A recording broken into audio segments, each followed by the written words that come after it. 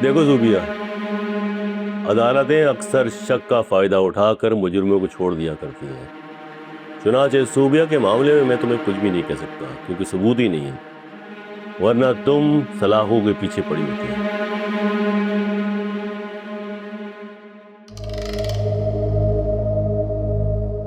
मगर याद रखो कि मैंने तुम्हें यहां इसलिए बुलाया है कि तुम्हें पुरानी बातें कुछ याद दिला सकूं, और इसी सिलसिले में मैं तुम्हारे घर भी जाऊंगा ताकि उनको भी तो पता चले कि आखिर हकीकत क्या है। सोबिया की जिंदगी से लेकर उसके मरने के बाद तक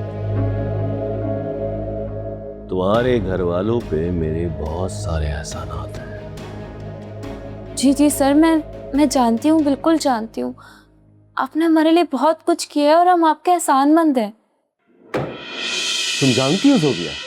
नहीं नहीं नहीं, मुझे तो ये लग रहा है कि तुम याद ही नहीं करना चाहती।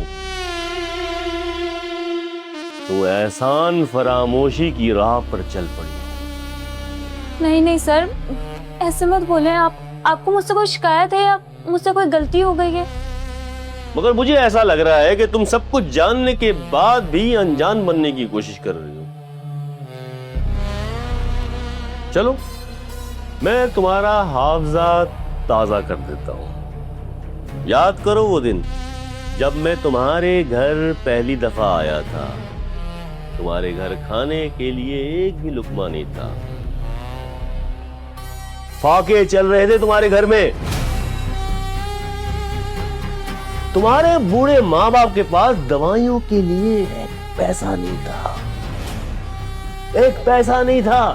वो मैं था जो आके तुम लोगों की मदद की और उनको पैसा दिया। और तुम्हारी जिंदगी गाड़ी दोबारा पटरी पे आई।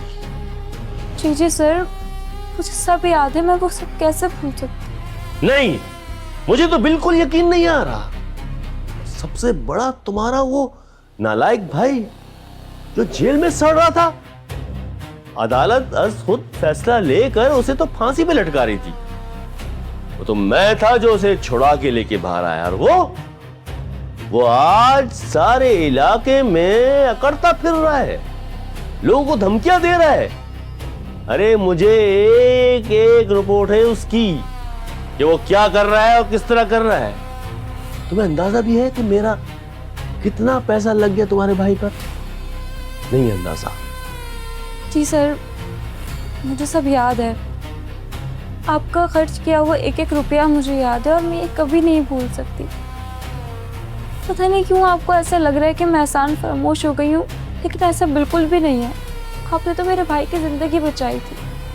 अगर याद है तो फिर आज से जो मैं कहूं वो तुम्हें करना होगा।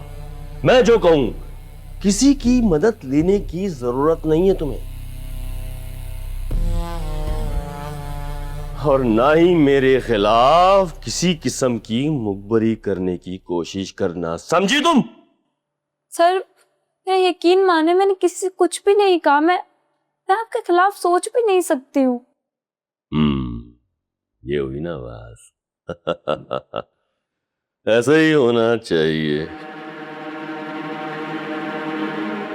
तो फिर ठीक है, आइंदा मेरी हिदायत का इंतजार करना और मेरे साथ पूरा पूरा ताउन करना। अगर तुमने मेरे साथ ताउन नहीं किया या मेरी कोई बात नहीं मानी तो पूरे खानदान को, तुम्हारे पूरे खानदान को मैं उस मुकाम पर ले आऊंगा कि वो जीने की बजाय मौत की दुआ मांगेंगे।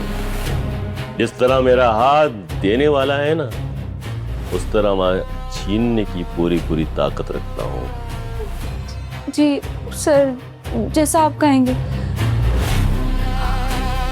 अपने मन पसंदीदा ड्रामा से जुड़े रहने के लिए अभी जाएं और मन ड्रामास को लाइक करें, सब्सक्राइब करें और बेल आइकन को प्रेस करना बिल्कुल ना भूलें।